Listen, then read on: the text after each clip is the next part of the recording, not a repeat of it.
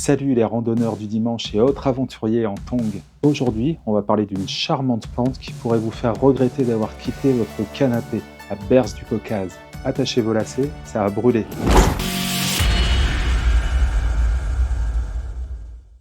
Alors, la berce du Caucase, c'est quoi ce truc? Imaginez une plante de plus de 4 mètres de haut avec des fleurs blanches énormes comme l'ego d'un influenceur. On dirait le résultat d'un mariage forcé entre un parasol et Godzilla. Cette adorable créature a décidé de coloniser nos chemins de randonnée, histoire de pimenter un peu nos balades dominicales. Parce que bon, se perdre ou tomber nez à nez avec un sanglier, ça devenait trop banal. Mais attention, si vous pensiez que le pire en randonnée c'était de tomber sur une troupe de scouts en plein karaoké, détrompez-vous.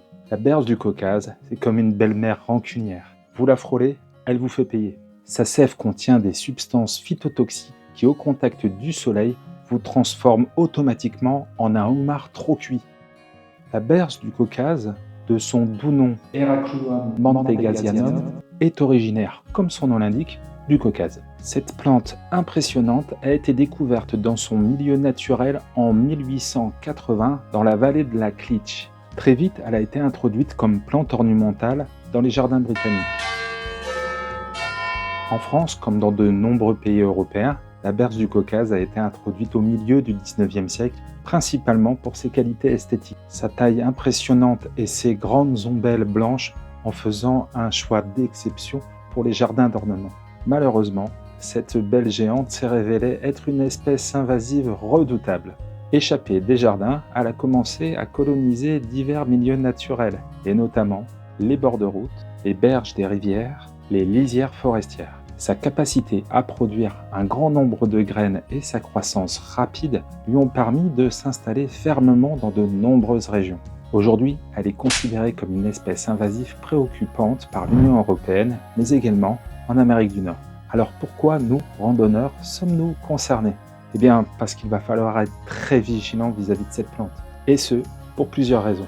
Premièrement, un risque pour la santé. Comme je vous l'ai dit précédemment, la sève de cette plante contient des substances phytotoxiques qui, au contact de la peau et du soleil, peuvent provoquer de très graves brûlures, obligeant parfois la victime à un séjour dans les services des grands brûlés. Ces lésions peuvent laisser des cicatrices et rendre la peau sensible au soleil pendant plusieurs années. Deuxièmement, la berce du Caucase colonise régulièrement les bords de chemin ainsi que la lisière des forêts, des endroits que nous, randonneurs, fréquentons souvent. Troisièmement, elle peut être confondue avec d'autres espèces inoffensives comme la berce commune, et c'est pourquoi il est très important de savoir la reconnaître. Quatrièmement, en tant qu'espèce invasive, elle menace la flore locale, modifiant les paysages que nous, randonneurs, apprécions. Cinquièmement, dans certaines zones fortement envahies, la présence massive de berces du Caucase peut limiter les activités de loisirs comme la randonnée par exemple. Bien que la berce du Caucase ne soit pas encore présente partout en France, sa progression rapide et les risques qu'elle présente en font un sujet de préoccupation importante pour les amateurs de nature, et particulièrement pour nous les randonneurs. La vigilance et la connaissance de cette plante sont essentielles pour que nous puissions continuer à randonner en toute sécurité. Autrefois, tout le monde savait que la berce, même la berce commune, pouvait provoquer des brûlures, mais je ne sais pas pourquoi. On dirait qu'on l'a oublié. Quand j'étais petit, dans les années 80, j'ai été témoin de gamins de mon âge qui se sont brûlés avec du panais sauvage, une plante de la famille des ombellifères, la même que la berce du Caucase. Et je peux vous dire que j'en ai fait des cauchemars, tellement les cloques étaient impressionnantes. D'une manière générale, toutes les ombellifères et toutes les plantes à latex, comme le forbe, le figuier, le sumac, sont potentiellement problématiques, avec des réactions chez l'homme qui peuvent aller de la simple irritation à la brûlure sévère. Si vous appréciez ces petites pépites d'informations qui pourraient littéralement vous sauver votre peau, n'hésitez pas à vous abonner. Je m'appelle Manu et vous êtes sur la chaîne Illico Rando. Je publie chaque semaine, tous les mardis, une vidéo sur la thématique de la randonnée en général. Merci. Bon, comment reconnaître cette charmante plante? Cherchez quelque chose à ce qui ressemble à ce que dessinerait un enfant de 5 ans s'il devait illustrer la vengeance de Mère Nature.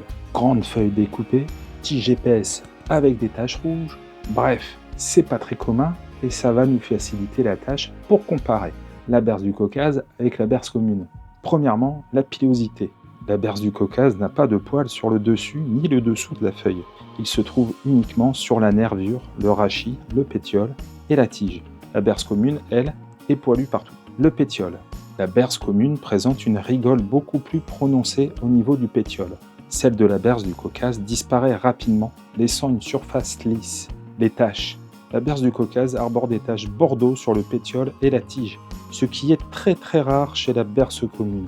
Du moins, il y en aura beaucoup moins que sur la berce du Caucase. C'est un peu comme si la nature lui avait fait un tatouage pour la distinguer. Les folioles. Les bords extérieurs des folioles sont plus dentés pour la berce du Caucase.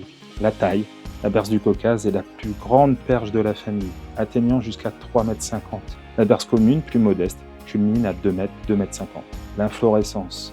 L'ombelle de la berce du Caucase est environ 2 fois plus grande et robuste que celle de la berce commune. Bref, si ça a l'air trop impressionnant pour être inoffensif, méfiez-vous. Si jamais vous croisez cette belle demoiselle, voici ce qu'il ne faut jamais faire. La caresser en y murmurant des mots doux, essayez de l'arracher un manu pour impressionner votre rendez-vous Tinder, vous roulez dedans en pensant que c'est un remède naturel contre les impôts.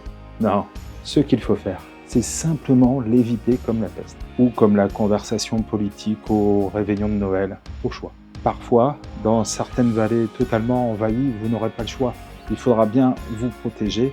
Le gros problème de la berce du Caucase, telle qu'elle, lorsqu'on la voit, n'est pas visible. Ce n'est pas la plante en elle-même qui va vous brûler, mais sa sève. Si la plante est intacte, il n'y aura aucune sève qui pourra être touchée ou approchée. Mais ça, vous ne pouvez pas le savoir à l'avance. Imaginez un sanglier qui soit passé avant vous, ou bien un cerf, ou bien un groupe de randonneurs. Bref, le plus sage est de passer au plus loin de la plante. Et il faudra aussi prévenir les autorités locales. En effet, la berce du Caucase fait l'objet d'une obligation d'arrachage dans beaucoup de régions françaises. Si par malheur vous avez été en contact avec la sève de la berce, lavez-vous immédiatement, retirez le maximum de sève, couvrez afin d'éviter le soleil. S'en suivra bien évidemment un rendez-vous chez votre médecin favori. Voilà, vous êtes maintenant un expert en berce du Caucase. Si cette vidéo vous a fait sourire ou vous a donné envie de vous barricader chez vous jusqu'à la fin de votre vie, n'hésitez pas à mettre un pouce bleu et à vous abonner. Ça m'encouragera à continuer à partager mes découvertes sur les 1001 façons de pimenter vos randonnées. Et rappelez-vous, en randonnée, ce qui ne tue pas vous donne sûrement une bonne histoire à raconter. Je vous dis à mardi prochain pour une nouvelle vidéo. D'ici là, prenez bien soin de vous sur les chemins. Ciao!